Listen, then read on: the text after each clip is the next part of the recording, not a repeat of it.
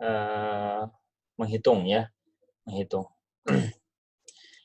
Untuk pengujian hipotesis itu sendiri ada dua macam ya. Yang pertama pengujian dengan hanya satu variabel saja. Misalkan kita akan menguji satu nilai rata-rata atau satu nilai proporsi. Ya, ini yang akan kita bahas di hari ini ya. Ini contohnya misalkan ketika kita ingin menguji mu sama dengan suatu angka ya, misalkan katakanlah 3 ya. Atau misalkan mu sama dengan 100 ataupun mu sama dengan berapapun ya, yang penting mu sama dengan suatu angka gitu ya. Ini disebut sebagai pengujian dengan satu variabel. Kemudian yang kedua, pengujian dengan dua variabel. Ini biasanya ada dua mu-nya ya, mu1 dan mu2 gitu ya. Dan mu2. Nah, ini nanti akan kita bahas di insya Allah di minggu depan ya, mudah-mudahan. Nah, kemudian berikutnya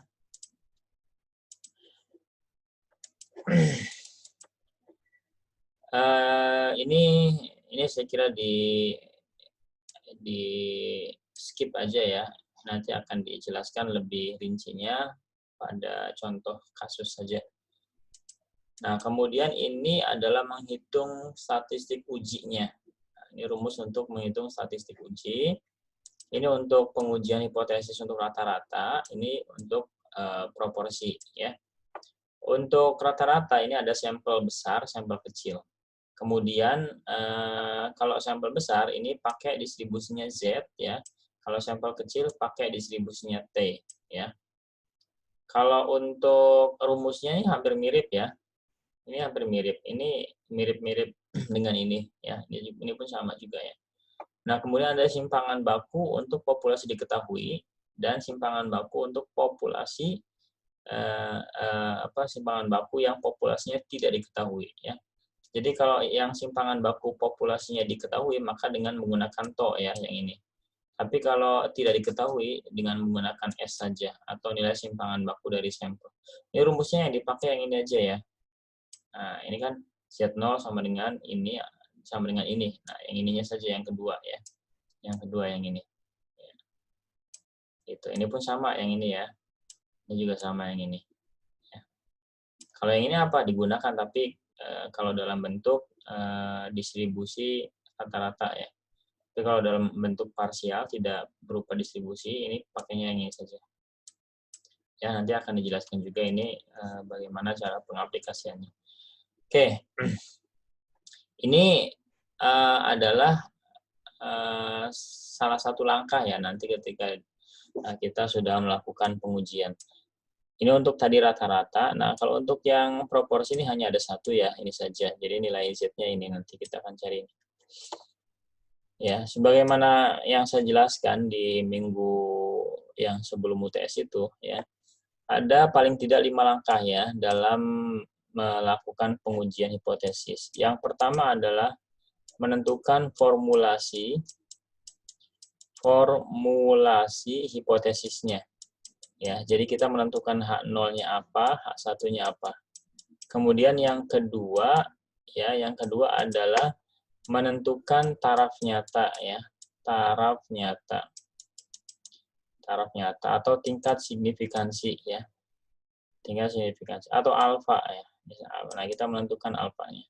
Kemudian yang ketiga itu adalah kita gambarkan kurvanya ya, atau yang kita sebut sebagai menentukan kriteria pengujian ya, kriteria pengujian ya. Kemudian yang keempat adalah menghitung statistik uji ya. Statistik uji itu yang ini, yang rumus ini ya, nih yang rumus ini. Yang kelima itu adalah mengambil kesimpulan atau menarik kesimpulannya.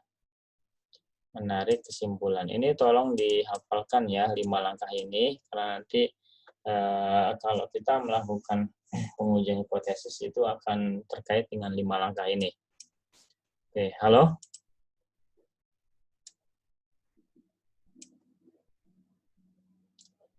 Halo? Iya, Pak. Ada ya? Jelas nggak suara saya? Jelas, Pak. Ya, oke. Ini contoh soal seperti ini ya. Nah, contoh soal kaitannya dengan pengujian hipotesis ini sangat banyak sekali ya. Ini contohnya, contoh yang pertama ini. Seorang peneliti ingin mengetahui apakah tingkat kematian ikan di suatu populasi tambak rata-rata masih tetap 30 ekor atau lebih kecil dari itu. Ya. Data-data sebelumnya diketahui bahwa simpangan baku tingkat kematiannya 25 ekor. Sampel yang diambil dari 100 tambak untuk diteliti, ya itu diperoleh rata-rata kematiannya 27 ekor. Nah, apakah nilai tersebut masih dapat diterima sehingga tingkat kematiannya 30 ekor? Ujilah dengan taraf nyata 5%. Jadi gini, ini coba kita tentukan yang pertama H0 apa, H1 apa. Ingat, H0 itu bentuknya sama dengan ya. Bentuknya sama dengan. Atau kalau tidak sama dengan persis, itu kurang dari sama dengan atau lebih dari sama dengan. Ya. H0-nya di sini coba kita pahami ya di sini. Sebenarnya mengetahui apakah tingkat kematian ikan di suatu populasi tambak rata-rata masih tetap 30 ekor atau lebih kecil dari itu. Nah, coba berarti di situ mu-nya ya 30 ekor atau lebih dari itu, Atau lebih kecil ya, atau lebih kecil dari itu. Berarti mu kurang dari sama dengan 30 ya. 30 atau lebih kecil dari itu ya. Mu kurang dari sama dengan 30. Oke, ini H0-nya. H1-nya, nah berarti kebalikannya itu. Nah, ya, mu lebih dari 30. Oke. Ini untuk yang langkah pertama. Langkah kedua, ya, kita menentukan taraf nyata. Sebenarnya taraf nyata udah ada di sini ya. Nah, di sini taraf nyata 5%. Nah, berarti kita alfa sama dengan 5% itu berapa? 0,05 ya, 5%. Oke, ini ujinya satu sisi apa dua sisi? Nah, ingat ya, kemarin sudah saya jelaskan bahwa kalau H1-nya tandanya seperti ini atau seperti ini, maka ini satu sisi ya. H1-nya loh ya. Kalau H1-nya tandanya tidak sama dengan seperti ini, maka ini dua sisi ya. Ya, satu sisi itu berarti daerah penolakannya atau daerah kritisnya nanti ada pada satu sisi ya. Nanti akan saya jelaskan di langkah ketiga ya. Oke. Ini berarti ujinya adalah satu sisi ya. Satu sisi. Ya, ini uji satu sisi. Nah, kemudian yang ketiga itu menentukan kriteria pengujian. Nah, kita gambarkan ya, kriteria pengujian itu kita gambarkan ya. Seperti ini grafiknya ya. Kemudian satu sisi. Nah, satu sisi berarti ada di sebelah kiri atau sebelah kanan gitu ya. Salah satunya aja. Nah, itu penentuannya gimana? Penentuannya dari tanda pada H1. Kalau ini lebih besar, ini kan mu lebih besar dari ya. Maka ini ya mu lebih besar, maka daerah kritisnya ada di sebelah kanan. Ya, daerah kritis itu daerah penolakan H0 ya. Kalau ini daerah kritisnya ada di sebelah kiri. Ya. Kanan kiri sebesar apa? Sebesar alfa. Ini pun sebesar alfa ya. Kalau yang dua sisi gimana? Yang dua sisi ada pada kanan dan kiri ya, kanan dan kiri. Sebesar apa? Sebesar alfa per 2 gitu ya. Nah, kalau ini coba lihat, ini kan lebih besar, berarti ada pada sebelah kanan, sebesar alfa. Nah, ini sebelah kanan ya, katakanlah di sini ya, sebelah kanan pojok sebelah kanan. Sebesar alfa. Alfanya berapa alfanya? Alfanya itu 5%. Nah, berarti ini 0,05 gitu ya. 0,05. Ini kan 0 di sini ya. Nah, kemudian ini luas ya, luas daerah yang di bawah kurva yang diarsir ini adalah 0,05. Nah, kita tentukan nilai 0,05 untuk luasnya, berarti di sini ini kan sumbu Z ya. Ini Z-nya berapa gitu loh. Ini Z-nya berapa gitu. Ini Z-nya berapa? Gitu ya. Kita lihat tabel Z ya, di tabel Z. Tabel Z, tapi nanti coba cek ya. Ini saya sudah punya ininya, angkanya ya. Untuk 0,05 itu adalah 1,64 ya. 1,64. 1,64 ya. Ini 1,64. Z-nya sama dengan 1,64 gitu ya. 1,64. Nah, berarti ya, kalau nanti Z hitungnya itu kurang dari ini atau di daerah ini, ya ini yang putih ini daerah penerimaan ya. Daerah penerimaan. Ini daerah kritis ya, yang di arsil itu daerah kritis atau daerah penolakan ya. Kalau nilai Z-nya kurang dari ini, artinya di sini ya, dari sini ke kiri, ini berarti apa? H0-nya ditolak ya. Kalau nanti dari sini ke kanan, ini apa? Ini berarti H0-nya ini berarti ke sini diterima, ini yang ke sini berarti ditolak gitu ya. Nah, nanti kita tentukan Z-nya itu di langkah keempat ya. Langkah keempat kita menentukan Z ya. Nah, ketiga cuma gambar gini ya. Jadi ya, harus ditentukan mana daerah penerimaan H0, mana daerah penolakan H0. Itu langkah ketiga. Langkah keempatnya apa? Langkah keempatnya adalah dengan menghitung ini ya, ini. Ya. Ini langkah keempatnya. Menghitung nilai Z hitungnya. Z hitungnya yang mana? Nah, coba ya. Tadi tambaknya sampelnya besar ya. Sampel besar itu kan lebih dari 30 ya. Jadi N-nya lebih besar sama dengan 30, ini sampel besar. Tadi kan N-nya 100. Maka itu dikatakan sampel besar. Ya. Sehingga menggunakan rumus yang sebelah sini. Kemudian simpangan bakunya diketahui atau tidak ada tadi ya. Simpangan bakunya ada. Sehingga pakai rumusnya yang ini ya. Ini rumusnya X bar kurangi mu 0 per to per akar N. Ya. Nah, coba kita terapkan di sini. Keempat ini ya, langkahnya adalah kita menentukan Z hitung ya, Z hitung. Z hitung ini akan sama dengan tadi berapa tadi ya? X bar ya.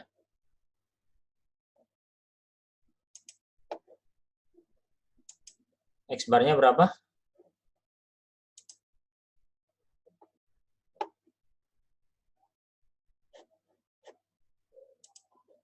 Halo.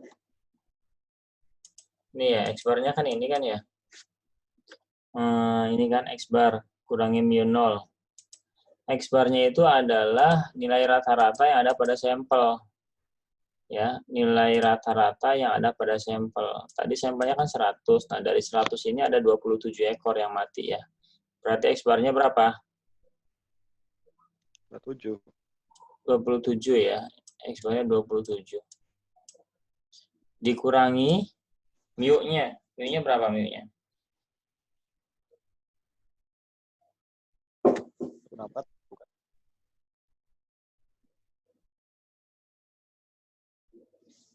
Berapa?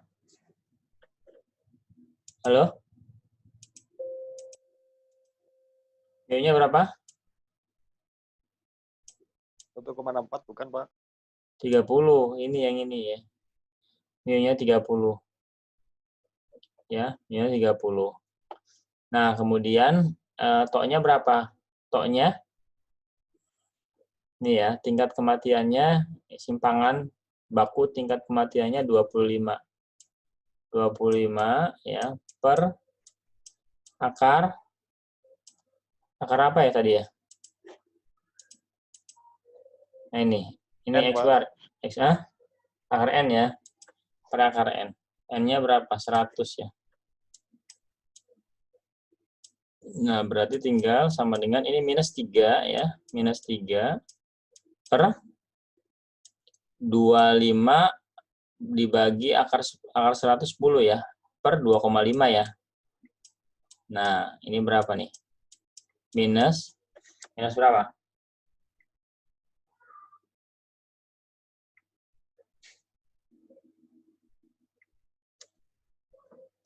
Berapa? Minus 3 dibagi minus 3 Minus dibagi 1,2, Pak. minus berapa? 1,2. Nah, minus 1,2 ya. Ini minus 1,2. Oke. Di mana itu? Nah, ini kan 0, berarti ya kira-kira di sini ya, minus 1,2. Ya, minus 1,2 ini ada pada daerah penerimaan atau penolakan? Penerimaan, Pak. Penerimaan ya, sehingga langkah kelima kesimpulannya adalah kesimpulannya adalah H0 diterima gitu ya. Atau H0 diterima ya. H0 diterima itu apa?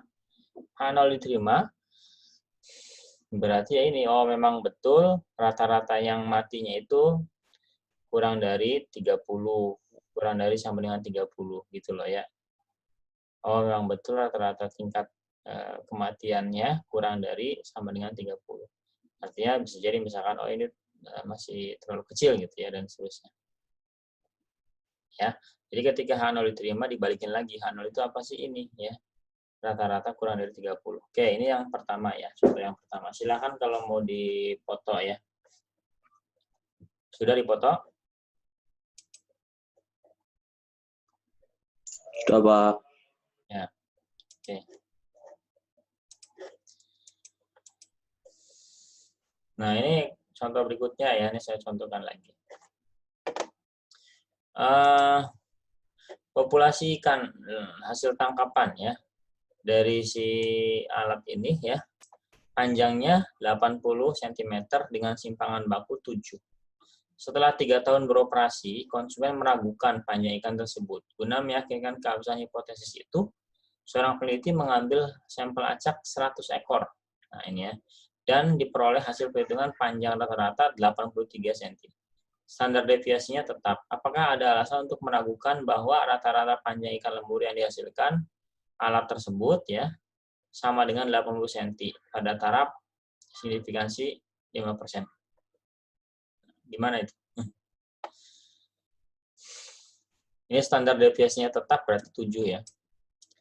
Ya, kita yang pertama menentukan ya H0, H1 gitu loh ya.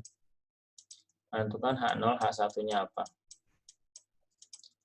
H0-nya apa? H0-nya adalah mu apa? Sama dengan 80 cm ya.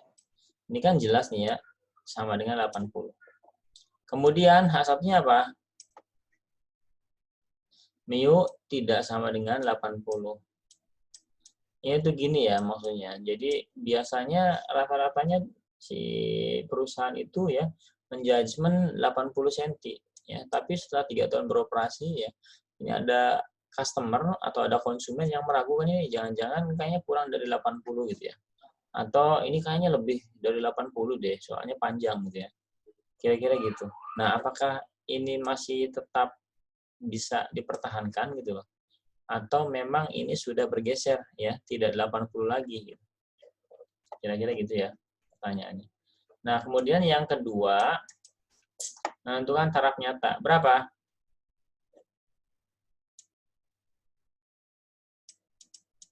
0,05. 5.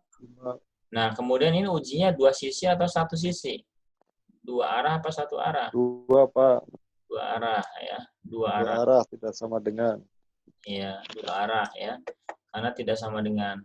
Nah, kemudian apa namanya?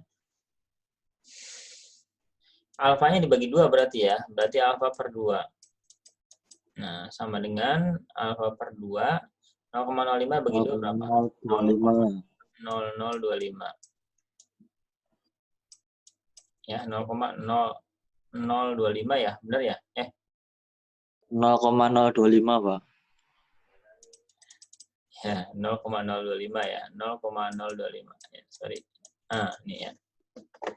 Kemudian langkah ketiga apa? Langkah ketiga, ya gambar ya. Kayak tadi. Gambar seperti ini. Nah, ada pada 2 sisi. Ya. Sini dan sini. Apa ini yang 2 sisi ini? Ini adalah daerah kritis atau daerah penolakan. Ya. Ini 0 tengahnya. Ya. Ini 0,025. 0,025. Ini juga sama ya. 0,025.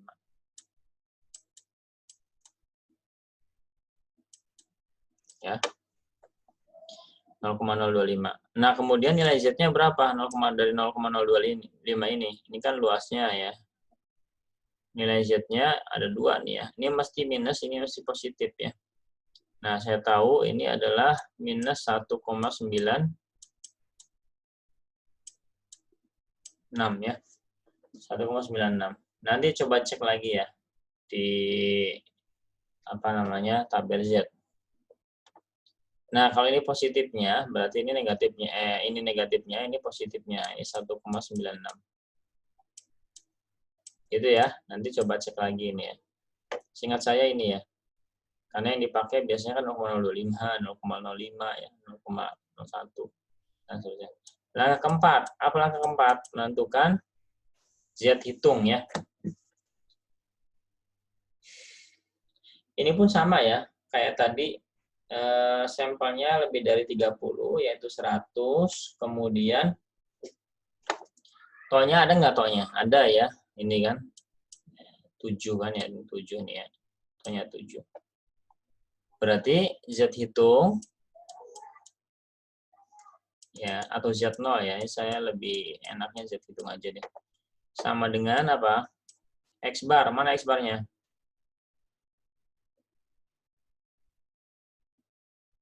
83 ya, kan dari 100.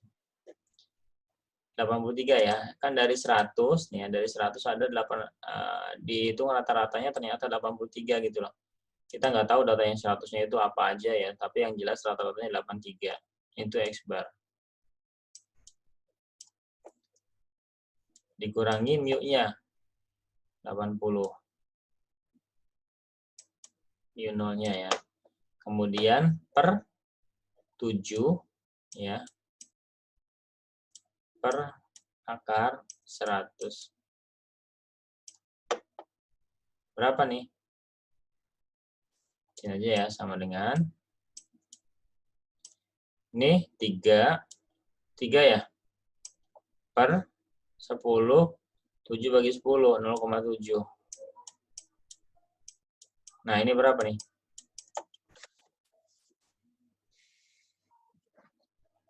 Coba berapa? 3 per 0,7. 4,285. 4,28, Pak.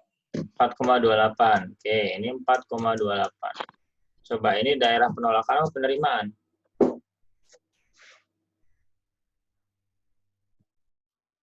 Penolakan. Penolakan ya. Ini kan sebetulnya kan sana ya terus ya. Dan ini tidak akan pernah nyatu gitu ya.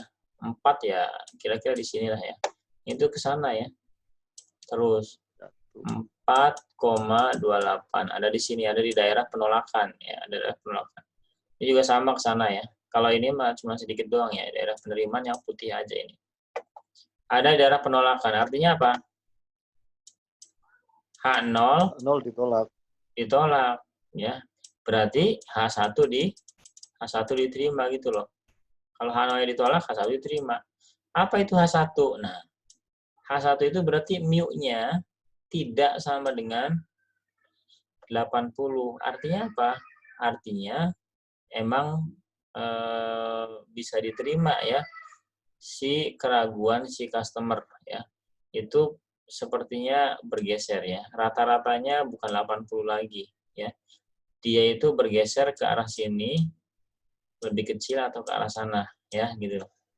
Wah, itu berarti ikannya itu tidak 80 lagi tapi bergeser ya. Baik itu entah itu ke sini lebih kecil ya atau lebih panjang gitu ya. Kayak gitu ya. Artinya apa? Ada pergeseran dari pernyataan si perusahaan ya. Sehingga ini mungkin kalau ini perlu diambil data lagi ya. Atau kalau di bagian quality itu biasanya dikalibrasi lagi ya. Dikalibrasi kan sudah geser. Ya, tadinya di sini selama 3 tahun ya geser ke sini ya. Ini kan. Nah, ini juga sama ya. Jadi setelah 3 tahun kayaknya bukan ini lagi ya, ini bukan ini lagi. Gitu loh. Ini di sini ini bukan ini lagi gitu ya. Agak bergeser ke sini atau ke sini. Ya, kira-kira gitu ya. Oke, paham ya? Selanjutnya ya, ini masih ada ya. Ini hampir sama lah ya. Nah, ini hasil tangkapan ya, ikan lemuru lagi nih ya. Beratnya 15 ekor itu, ya ini berat rincian 15 ekor itu 1,1 dan seterusnya ya. Nah, taraf nyatanya 100%. Dapatkah diyakini bahwa populasi ikan lemuru rata-rata memiliki berat 1,2 kilo ya. Nah, ini gimana? Ya sama kayak tadi ya. Kita menentukan H0 dan H1-nya. H0-nya apa? H1-nya apa? H0 sama H0-nya adalah mu sama dengan ya 1,2. H1-nya mu tidak sama dengan 1,2 gitu loh. Ya, karena di sini kan nggak ada embel-embel kurang dari atau apa gitu ya. Ini datar aja ya, memiliki berat adalah ya 1, jadi kalau tidak ada embel-embelnya ya berarti rata-rata memiliki berat 1,2, berarti adalah 1,2 gitu loh. Adalah kan sama dengan ya. Kemudian yang kedua, menentukan taraf nyata. Berapa taraf nyatanya? Taraf nyatanya adalah 1%. Ya, ini 1% ya. 1%, jadi alfanya 0,01 ya. Dua sisi ya. Kemudian dua sisi kemudian apa? Kemudian alfa per 2-nya, alfa per 2 berarti 0,005 ya, 0,005 ya. 0,005 ya. Oke. Ya. Yang ketiga, kriteria pengujian. Nah, ingat ini sampelnya kecil. Kalau sampelnya kecil pakai apa? Distribusi T ya. Tadi di tabel tadi di awal tadi ya. Nih, kalau sampelnya kecil pakai T ya. Kan kurang dari 30, sampel kecil pakai T ya. Sehingga yang dipakai adalah tabel T. Nah, ini tabel T ya. Tabel T ada DF di sini. DF itu adalah M1 ya. DF itu M1. N-nya kan 15. Dikurangi 1, 14. Nah, ini. Kemudian ini adalah alfanya. 0,05 ya untuk satu arah. 0,01 ini untuk dua arah, satu arahnya ya. Artinya ini untuk alfa dan alfa per 2. Ini alfanya, ini alfa per 2-nya. Berarti di sini ya. Nah, kita tarik aja. Nah, ini 2,976 sekian. Atau 2,98 lah ya, 2,98 gitu loh. Ya, ini 2,98. 2,98 ya kita masukkan ke sini. Kita masukkan ke gambar ini, 2,8 itu berarti ada pada posisi negatif 2,78. Benar nggak 2,78 tadi sih? Lupa sih. 2, berapa ya? 97, sorry. Ya, 98, sorry. 98, 2,98. 2,98. 2,98 ya. 2,98. Ini sebelah kanannya mesti positifnya ya. Ini negatifnya, ini positifnya. 2,98 ini T ya, bukan Z. 2,98. Ini 0. Ya, gitu ya. Kemudian yang keempat itu adalah menentukan statistik uji. Ya, statistik ujinya apa? Statistik uji kita pakai yang mana? Nah, ini kita ada rumus ini ya. Nah, ini sampel kecil, kemudian simpangan bakunya tidak diketahui ya. Kan berarti pakai simpangan baku sampel ini ya. Hampir mirip rumusnya ya. Jadi X bar kurangi mu per S per akar N. Cuman kalau yang kasus ini kan belum ada S-nya, belum ada X bar-nya. Ya, makanya kita cari. Ini saya dengan menggunakan Excel, ini adalah S-nya ya. Ini adalah X bar-nya. Ya, Excel kan gampang tuh ya. Ini datanya nih 1,18. Ya saya ambil di crop aja ya. Ini S-nya atau simpangan bakunya. Ini adalah X bar-nya. Ya, tinggal average gitu kan. Nah, tinggal dimasukin ke sini ya. 1,2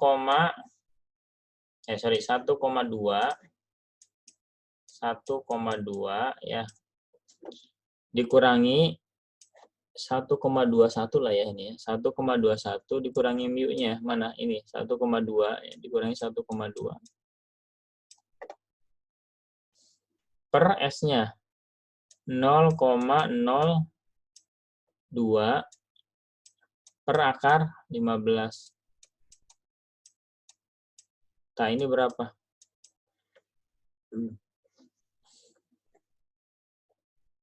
Ini berapa nih? Oke, anggaplah ini itu 0,21 ya. Ini kalau tidak salah nih ya. 0,21 ya. Nanti coba dihitung lagi ya. Ini nanti dihitung lagi. Ini anggaplah ini ya 0,21. Ini adalah di sini atau ada di daerah penerimaan H0 0,21 di sini ya. Berarti apa? Keputusannya langkah kelima, keputusannya adalah menerima H0. Apa sih H0 itu ini ya? Oh, H0 itu mu-nya sama dengan 1,2. Artinya di lautan daerah situ ya, itu kebanyakan ikannya 1,2 gitu ya. 1,2 kilogram. Oke, ada satu contoh soal lagi, nanti pada masuk lagi ya. Ini tinggal 1 menit. Ini sebentar lagi akan selesai. Ya, ada satu contoh soal lagi. Nanti saya juga akan upload video-videonya ya nanti.